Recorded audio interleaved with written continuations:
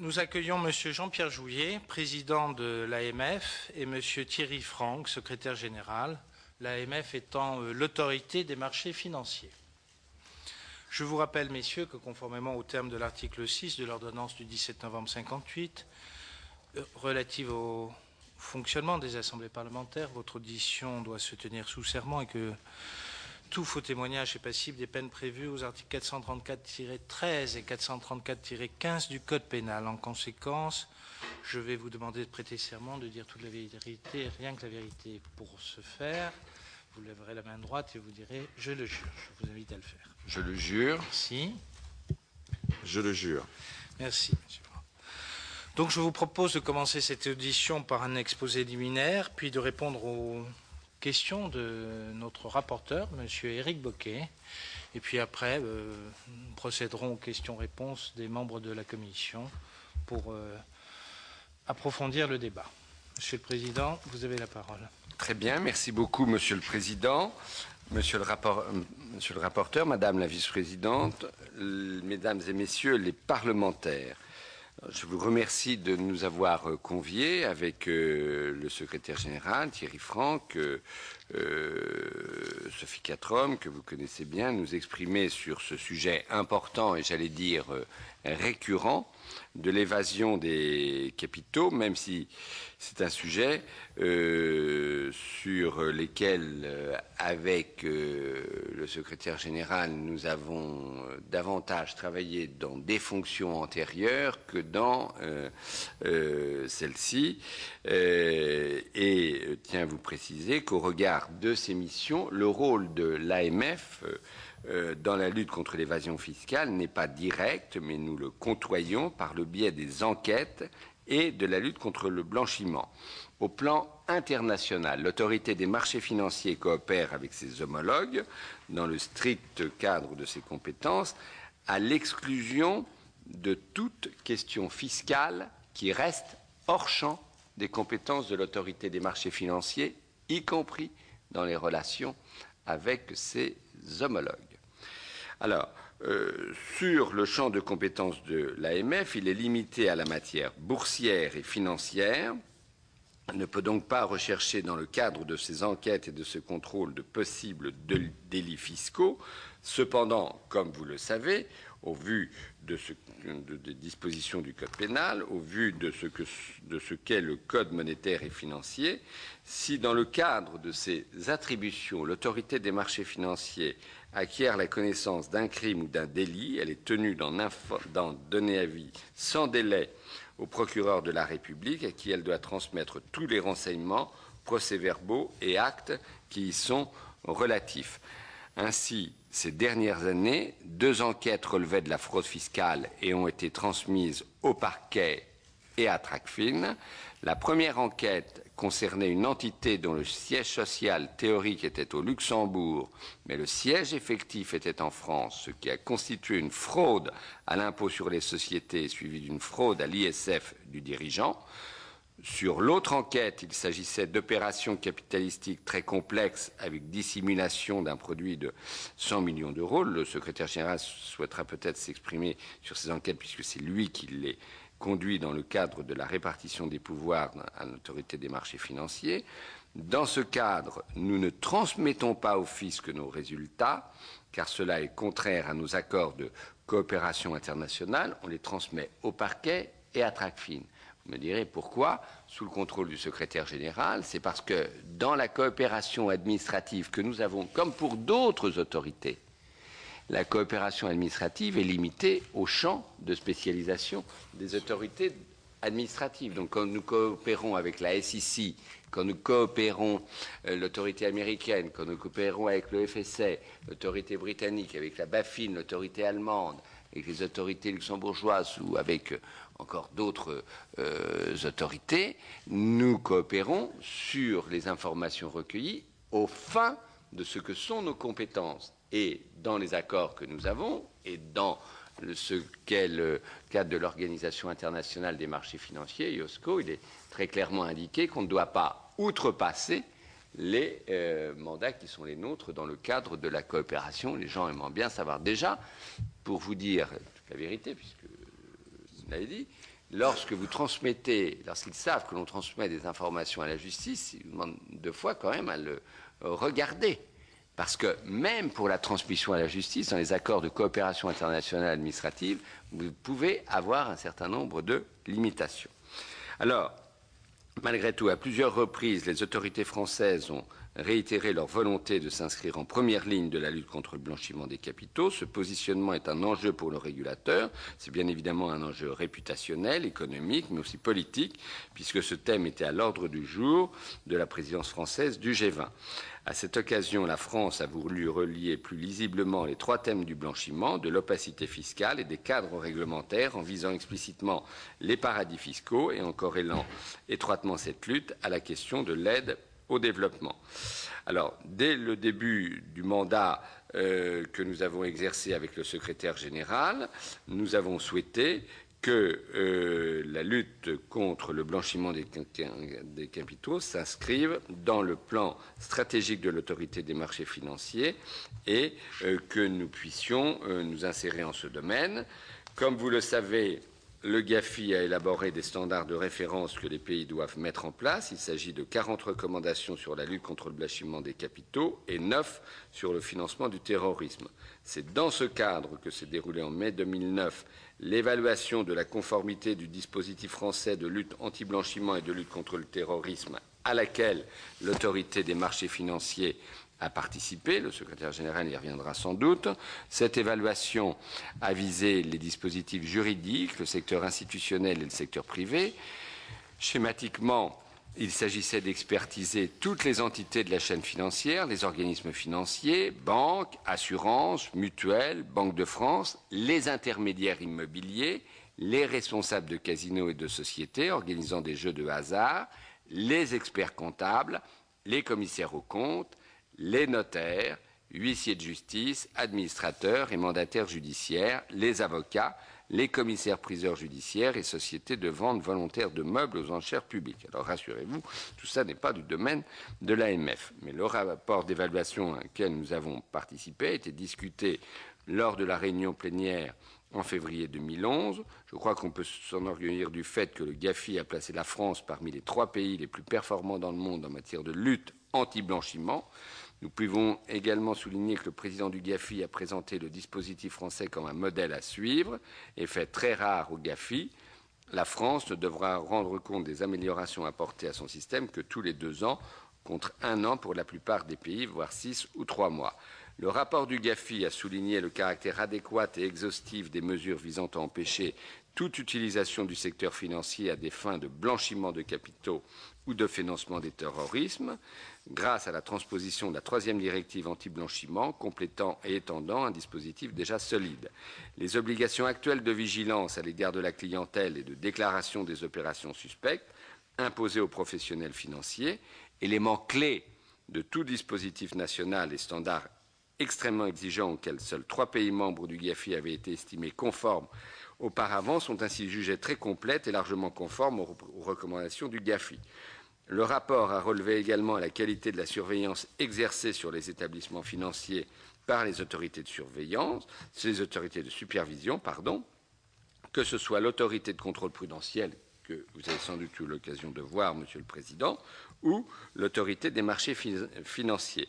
Cette surveillance est jugée efficace et dissuasive compte tenu de l'action préventive, des contrôles et des sanctions prononcées par ces autorités en matière de lutte contre le blanchiment et le financement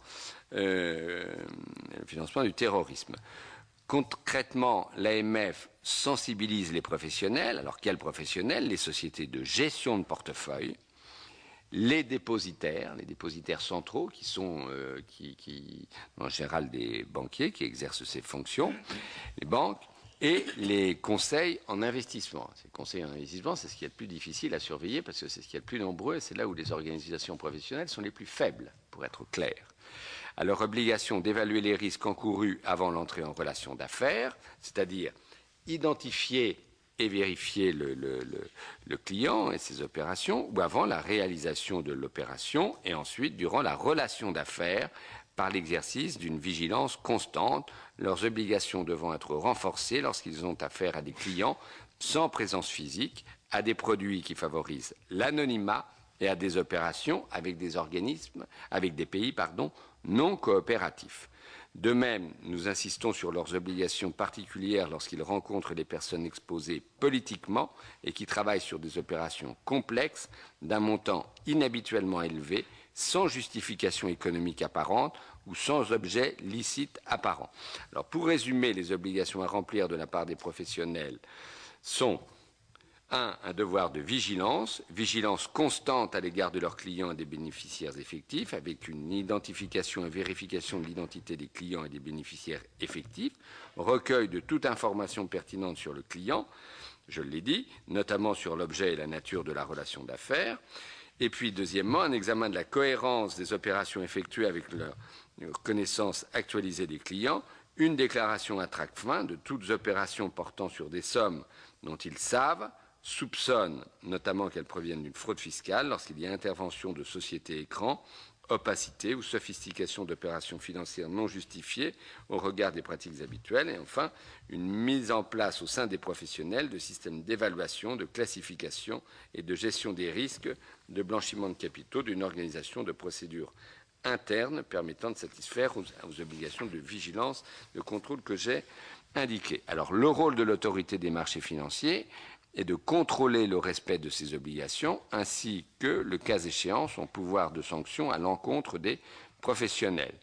Les sanctions en ce domaine encourues sont les mêmes que pour les autres manquements et suivent les mêmes procédures, c'est-à-dire qu'elles sont établies à la suite de griefs qui sont dressés par le collège de l'autorité des marchés financiers, à la suite d'enquêtes qui sont proposées et conduites par les services de l'AMF sous l'autorité du secrétaire général et transmises ensuite à une commission des sanctions qui est aujourd'hui présidée par une magistrate de l'ordre judiciaire qui est Madame Claude Noquet, et à laquelle ni le secrétaire général ni moi-même ne sommes partis.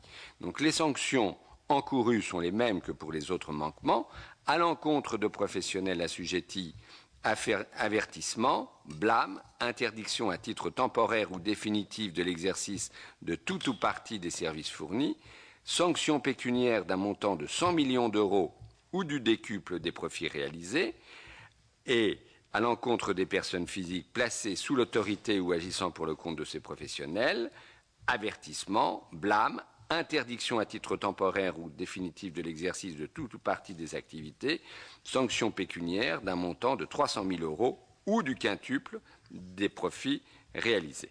Je vous laisserai bien évidemment tous ces éléments. Lorsque dans l'accomplissement de ces missions, l'AMF découvre des faits susceptibles d'être liés au blanchiment de capitaux, comme je l'ai dit, elle doit en informer Tracfin, qui la tient informée des suites réservées à cette information. Et nous coopérons étroitement avec Tracfin et nous avons élaboré avec ce dernier des lignes directrices pour compléter la réglementation actuelle par un volet pédagogique à destination des professionnels relevant de notre compétence.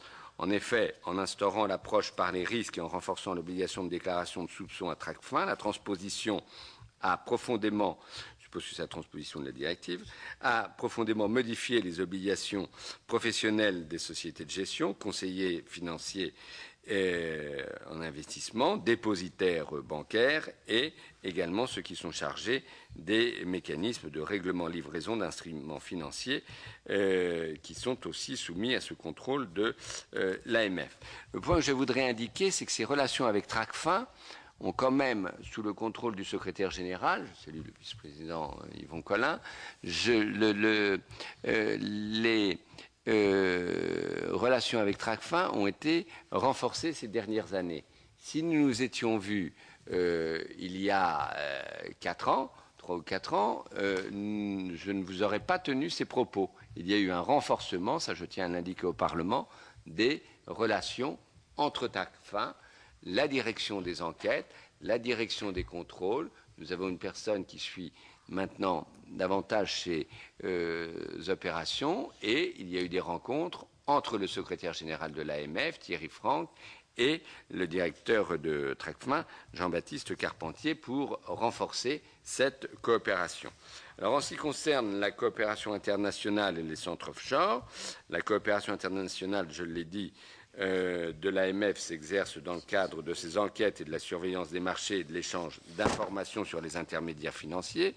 La liste des États et territoires considérés comme non coopératifs, comme vous le savez, au plan de l'échange d'informations fiscales et au titre de l'année 2012, composée du Botswana, de Brunei, du Guatemala, des îles Marshall, de Montserrat, de Nauru, de Niue et des Philippines. À ce jour, l'AMF n'a pas eu besoin de solliciter ses homologues situés dans ces États. Elle a en revanche constaté la réalisation de gros progrès depuis quelques années dans l'efficacité de la coopération internationale en matière boursière et s'estime globalement satisfaite des réponses apportées à ces demandes d'information. Il y a des pays avec lesquels les relations sont plus ou moins faciles. Ce sera à votre disposition pour vous le dire. Mais enfin, il y a même des progrès qui ont été réalisés avec la Suisse, avec Israël, qui n'était pas toujours évident. L'autorité des marchés financiers est par ailleurs très active dans les travaux menés au sein de l'OICV pour favoriser la coopération internationale. Nous sommes membres du groupe de travail portant sur les enquêtes, la coopération internationale et l'échange d'informations entre régulateurs qui cherchent à améliorer la coopération avec ceux qui sont considérés comme peu coopératifs, qu'ils soient membres ou non de l'Organisation internationale de surveillance des marchés, l'OICV. Après les avoir identifiés à partir de cas concrets restés infructueux, un dialogue confidentiel est engagé afin de comprendre les difficultés, trouver des solutions. Les obstacles sont généralement liés aux lois sur le secret bancaire, comme vous pouvez le savoir, et au fait que certaines réglementations exigent la violation préalable d'une loi locale pour coopérer. Et ce groupe de l'Autorité internationale de surveillance des marchés financiers cherche également à anticiper l'apparition de nouveaux centres non coopératifs utilisés pour faire des opérations boursières illicites. Le nouveau secrétaire général de cette organisation, l'OICV, David Wright, qui est un Britannique mais qui a passé beaucoup de temps à la Commission européenne, est particulièrement sensibilisé à ces sujets. Quelqu'un, je vous le signale, qui s'exprime remarquablement bien en français et que vous pourriez, dans le cadre de vos travaux, avoir intérêt à rencontrer parce que, d'une part, de par ce qu'il a fait à Bruxelles et d'autre part, dans ses fonctions dans l'Organisation internationale de surveillance des marchés financiers, c'est quelqu'un qui a une compétence très, très grande en ce domaine et qui est parfaitement clair sur ces sujets. Donc, cette organisation internationale participe aussi activement au groupe qui étudie les candidatures à la signature de l'accord multilatéral d'échange d'informations sur ces sujets. C'est devenu un standard international qui a été élaboré par l'OICV pour faciliter l'échange d'informations entre ses signataires dans le cadre des enquêtes menées sur les suspicions d'infractions boursières. Donc, chaque candidat membre de cette organisation internationale doit pouvoir démontrer aux membres de ce groupe que son système juridique lui permet de réunir les informations demandées, de les transmettre sans restriction à leurs homologues afin d'être utilisées dans les cas prévus à l'accord. Et aucun pays, sous le contrôle de Thierry, ne peut plus aujourd'hui être admis comme membre de l'OICV s'il ne peut montrer sa capacité à signer ce qu'on appelle en mauvais français ce Memorandum of Understanding, c'est-à-dire ce projet d'accord. Donc, vous le constatez, ce sujet de l'évasion des capitaux englobe le fonctionnement des marchés et tous les acteurs de la chaîne financière. Je suis aussi lucide, c'est-à-dire qu'on croit à chaque fois avoir réalisé de grands progrès, mais c'est comme l'hydre à qui l'on coupe la tête, à chaque fois cela repousse de manière différente, tant les différentes ramifications et tentacules sont importantes. Donc, surtout lorsque nos assujettis, je ne parle pas des institutions financières qui ont l'habitude de cette coopération, notamment avec Tracfin, et qui coopèrent bien en direct avec Tracfin. Mais nous avons des sociétés de gestion de grande dimension, nous avons des sociétés de gestion de très petite dimension, et comme je l'ai dit, nous avons des milliers de conseils en investissement financier qu'il nous est très difficile de surveiller. Pour vous donner un exemple, il y a plusieurs milliers de conseillers d'investissement financier en France. On a réalisé avec les moyens qui sont ceux de l'autorité des marchés financiers, voilà. Enfin, on a fait une dizaine de contrôles, bien choisis par le secrétaire général d'ailleurs, qui permet d'avoir suivi les cas les plus délicats. Mais enfin, vous voyez la proportion entre le champ de la profession, je le redis au Parlement, et le nombre de contrôles qui peuvent être faits et l'organisation professionnelle qui doit contrôler ces conseils en investissement financier, parce que, je le redis ici, tant que cette profession ne sera pas suffisamment encadrée, on connaîtra toujours dans ce domaine, que ce soit dans le domaine des délits boursiers et ce qui peut être recouvert en termes de lutte contre le blanchiment, beaucoup de difficultés. Voilà ce que je souhaitais vous dire avant que le secrétaire général, beaucoup plus savant que moi, puisse répondre aux questions relatives aux enquêtes, diligences et coopération avec les différents États. Merci beaucoup, Monsieur le Président.